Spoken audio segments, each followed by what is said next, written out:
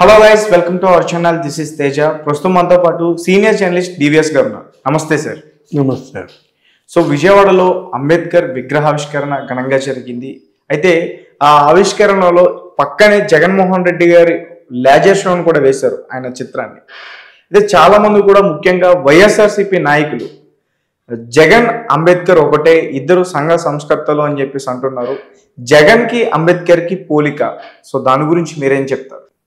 అంబేద్కర్కి జగన్మోహన్ రెడ్డికి పోలిక అది చాలా నక్కకు నాగలోకానికి అంటున్నారు కదా. ఇప్పుడు హస్తిమస్య కాంతం భేదం తప్పు. అంబేద్కర్తో ఎవరిని పోల్చుకోకూడదు. అదేంటంటే ఇప్పుడు గాంధీకిను జగన్కి పోలిక, లేకపోతే నెహ్రూకి జగన్కి పోలిక, ఇట్లా దీనివల్ల ఏమవుతుందంటే నీకు జాతీయ నాయకులు వాళ్ళు, నేషనల్ హీరోస్ ఎవరు, గాంధీ, నెహ్రూ, అంబేద్కర్, పటేల్, వాళ్ళని వీళ్ళతో పోల్చుకోవటం. వీళ్ళు ఏంటంటే వీళ్ళ పదవుల కోసమో, వీళ్ళ మంత్రి పదవులో, వీళ్ళ భజన వల్ల జగన్మోహన్ రెడ్డికి పతనం. అది ఏది అంబేద్కర్కిను జగన్కి అసలు ఇందులో సారూప్యత సామీప్యత. అంబేద్కర్ అనేది ఆయన ఒక తత్వం, ఒక ఫిలాసఫీ, అదొక గ్రంథాలయం.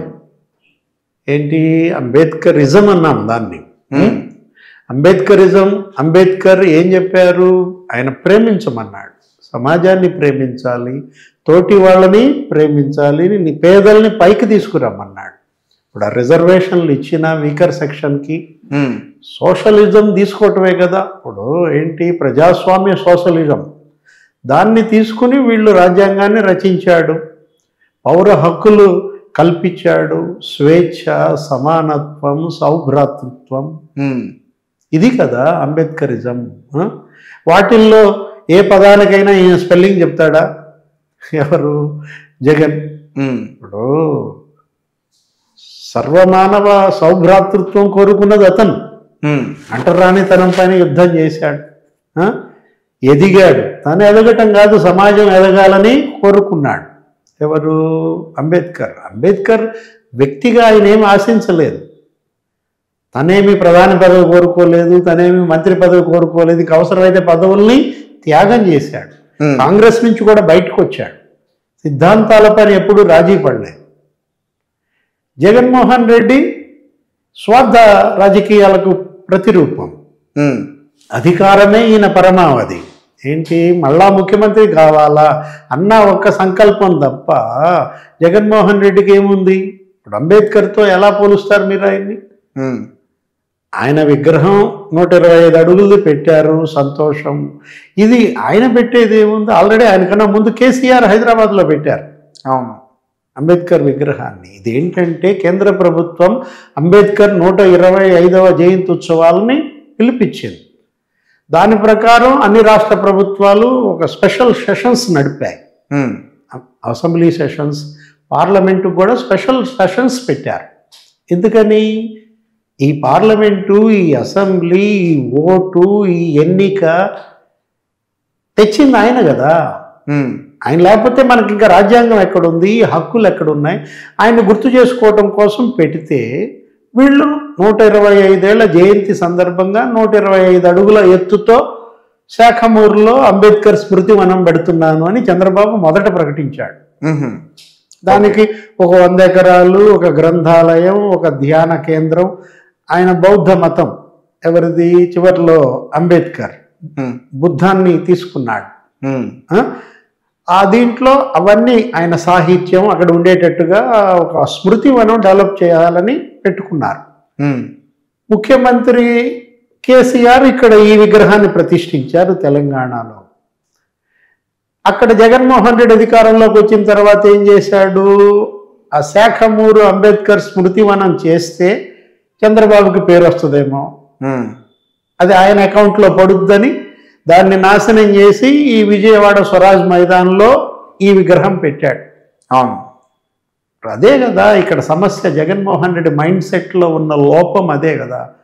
పోలవరం పూర్తి చేస్తే చంద్రబాబుకి పేరు వస్తుంది అనుకుంటాడు, అమరావతి నిర్మిస్తే చంద్రబాబుకి పేరు వస్తుందంటే వస్తుందా?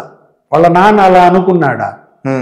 ఏంటి ఇప్పుడు ఎయిర్పోర్ట్ ఉంది శంషాబాదు, అది చంద్రబాబుగా ప్రారంభించింది. చంద్రబాబు పేరు వస్తుంది, ఇది కంప్లీట్ చేయకూడదు అని రాజశేఖర రెడ్డి దాన్ని ఆపేశాడా? లేదు. ఔటర్ రింగ్ రోడ్డు కూడా చంద్రబాబే తీసుకొచ్చింది, హైదరాబాద్ ఔటర్ రింగ్ రోడ్డు. అరే చంద్రబాబుకు పేరు వస్తుందని అది ఆపేశాడా? కంప్లీట్ చేశాడు, ఇనాగర్ చేశాడు. శంషాబాద్ ఎయిర్పోర్ట్ ఇనాగర్ చేసింది రాజశేఖర్ రెడ్డి, మన్మోహన్ సింగ్ వాళ్ళు అనమాట. పేరు కాదు కదా ఇక్కడ ముఖ్యం. ఇక్కడ ఇతనేంటి ఈ పేరు పేరు పేరు పిచ్చి పుట్టి తన పేర్లే పెట్టుకుంటూ అన్నిటికీ మీరు అన్నారుగా విగ్రహం 125 అడుగులు ఉంటే పక్కన ఏదో డ్రోన్స్ తో ఏదో పెట్టుకున్నాడండి ఆయన ఫోటో అన్నారు. అంబేద్కరిజం జగన్ పాలనలో ఉందా?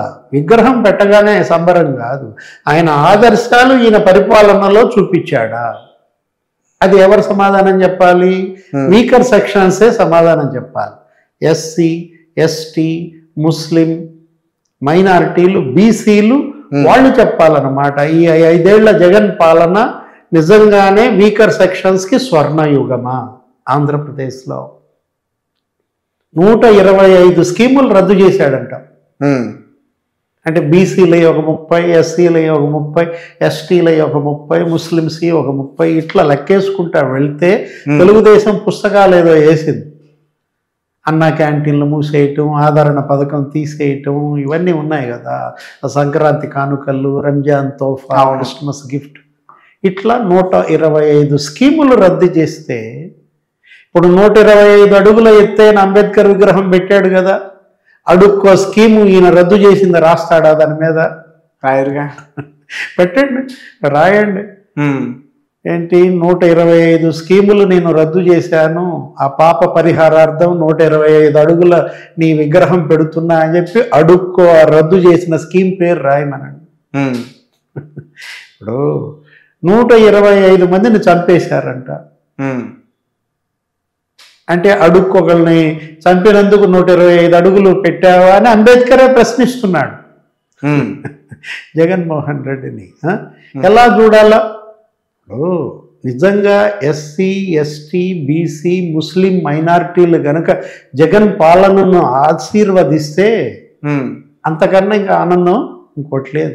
ఈ విగ్రహం పెట్టినా ఒకటే, పెట్టకపోయినా ఒకటే. అంటే నువ్వు చేసిన పాపాలన్నీ ఈ విగ్రహ ప్రతిష్టతో కొట్టుకుపోతాయా? పెట్టండి. ఇప్పుడు ఈయన పెట్టినటువంటి ఆ అంబేద్కర్ విగ్రహం చుట్టూ డాక్టర్ సుధాకర్ ఫోటో ఒక చోట, లేకపోతే డాక్టర్ అచ్చెన్న ఫోటో ఒక చోట.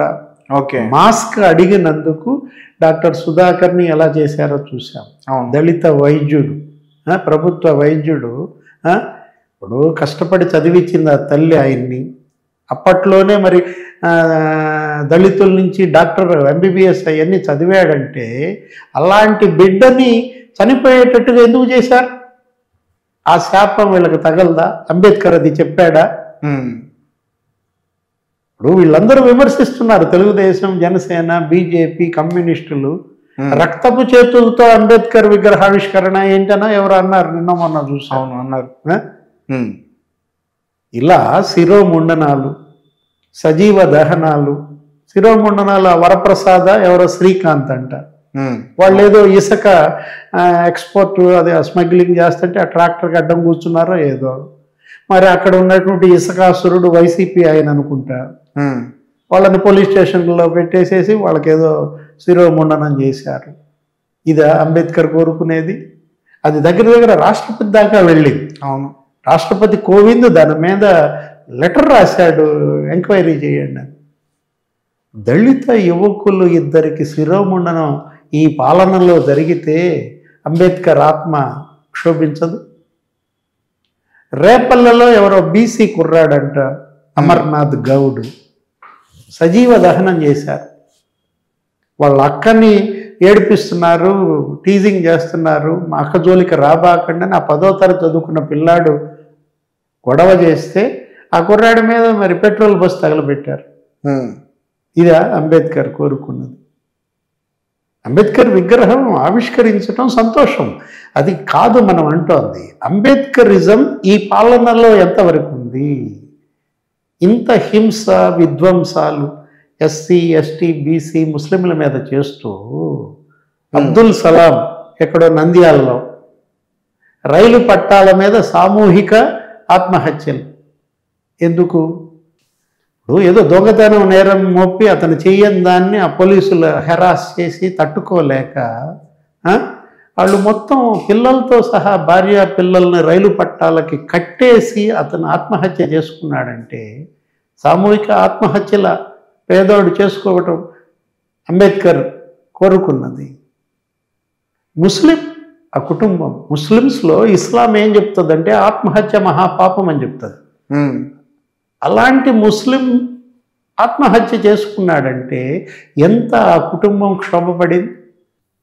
ఇప్పుడు ఇద్దరు ఎస్టీలు గిరిజన మహిళలు వాళ్ళ భూమి ఏదో అసైన్డ్ ల్యాండ్ ఉంటే అది తీసుకోవడానికి వీలు లేదు, అది మాది, మేము ఈ 2 ఎకరాలు మేము దున్నుకుంటున్నాం, మా తాతల నుంచి వచ్చింది అని చెప్పి అడ్డం పడితే ఆ ఇద్దరు గిరిజన మహిళల్ని ట్రాక్టర్తో తొక్కించి చంపారండి.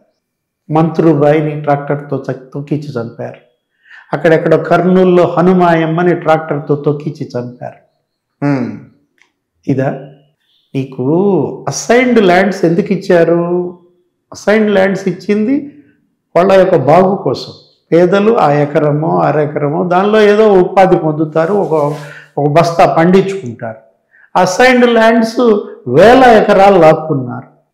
మా భూముల జోలికి వెళ్ళొద్దు అని చెప్పి ఎస్సీ ఎస్టీ మహిళలు పురుగు మందు డబ్బాలు తీసుకుని తిరుగుతున్నారు పొలాల్లో. అంటే ఈ భూమి కనుక నువ్వు లాక్కుంటే ఇది తాగి చచ్చిపోతా. ఎంత ఇన్హ్యూమన్ అంటే తన భూమి కాపాడుకోవటం కోసం గిరిజన మహిళ రైతు పురుగు మందు తాగాల. ఎస్సీ దళిత మహిళ రైతులు కూలీలు పురుగు మందు దాగి భూమి కాపాడుకునే దుస్థితి తెచ్చిన జగన్మోహన్ రెడ్డి పాలన అభినవ అంబేద్కర్. ఇవాళ చర్చ ఏది డిబేట్ దాని మీద జరుగుతుంది ప్రజల్లో. కానీ బాధితులు కదా వీళ్ళందరూ కూడా, వాళ్ళు ప్రశ్నించే విధానం ఇలాగే ఉంటుంది. కేవలం ఏదో బటన్ నొక్కి ఏదో వెల్ఫేర్ స్కీమ్స్లో డబ్బులు వేస్తున్నాను, 2,47,000 కోట్లు నేను వేసాను మీ ఖాతాల్లో అంటే మరి మీకు ఓట్లు పడిపోతాయా? సంక్షేమం ఒక్కటే కాదు, అభివృద్ధి కూడా కావాలి. ఇప్పుడు అమరావతిని చంపేశారు.